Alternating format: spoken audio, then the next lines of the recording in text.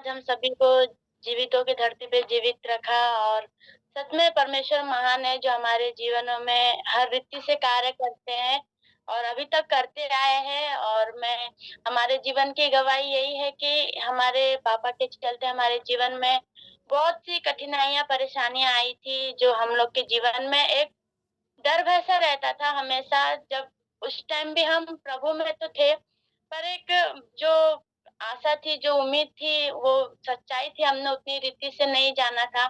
पर जैसे-जैसे हम प्रभु के नज़दीक आते गए और प्रभु ने हमारे जीवन में गवाहियों को तैयार किया। जब मैं परमेश्वर का धन्यवाद करती हूँ कि जब मेरे पापा को पहला अटैक आया था, तो उस टाइम पे वो प्रभु को नहीं जानते थे, पर हम जानते थे।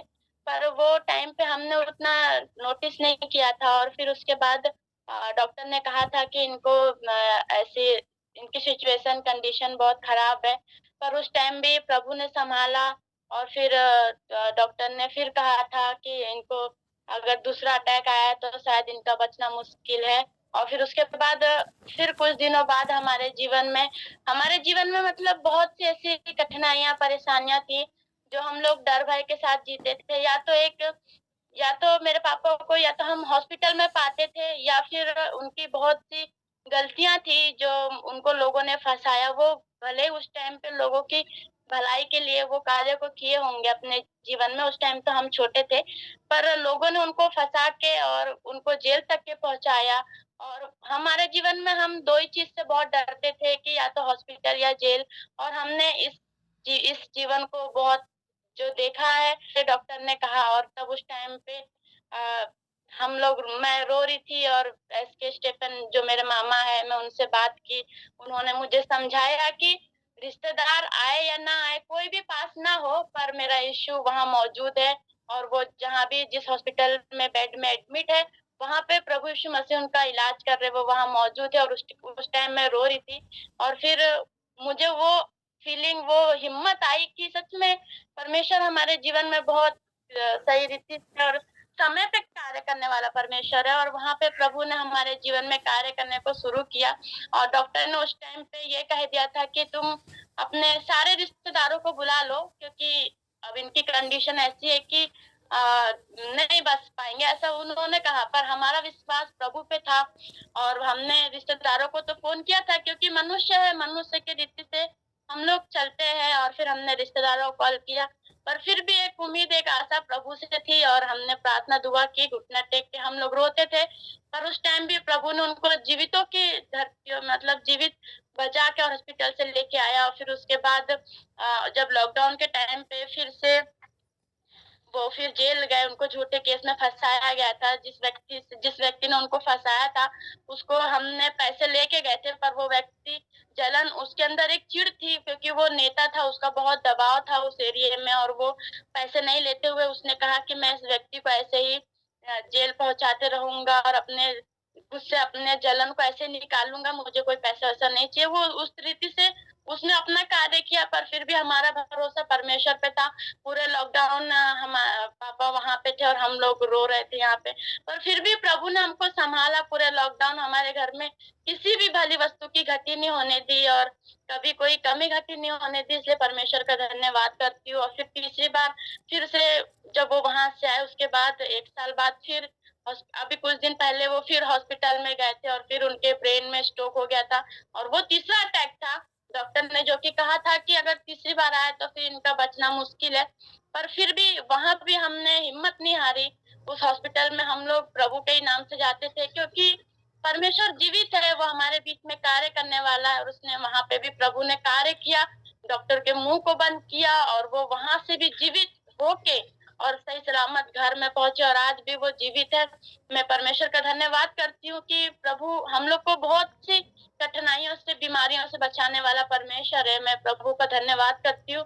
और अभी फिर से उनके बीच में फिर अभी तबीयत खराब हुई थी और वो बहुत ज़्यादा उल्टियाँ कर रहे थे। और फिर उस टाइम भी हम लोग हिम्मत नहीं हारे, क्योंकि जब इसके पहले जब उनकी कंडीशन फिर से जैसे वो हार्ट अटैक की हुई थी, उसी टाइम वैसे ही वो फिर से हुई थी। तो उस टाइम उनके चेहरे पे एक चिंता थी और वो चेहरा पूरा काला पड़ गया था। पर जब इस बार उनका तबीयत खराब हुई थी और उल्टियाँ उनकी शुरू थी। और फिर से मैंने मामा को कॉल की, उन्होंने मुझे समझाया और हिम्मत दी और फिर से हम सब ने डरे नहीं और प्रभु से बस प्रार्थना किया और परमेश्वर सच में हमारी प्रार्थनाओं को सुना। और उस टाइम भी प्रभु ने मुझसे बात किया कि तेरे पापा ने जो उल्टियाँ की है, वो उल्टियाँ जो भी उनके हार्ट में प्रॉब्लम थी, जो पानी जमा था, वो निकल चुका है। और प्रभु ने इस रीति से मुझसे बात की और वहाँ हमको बड़े हॉस्पिटल में नहीं जाना पड़ा। छोटे से ही हॉस्पिटल से हम लोग उनको वापस लेके आ गए और अभी भी वो जीवित है, सही सलामत है। परमेश्वर का धन्यवाद करती हूँ।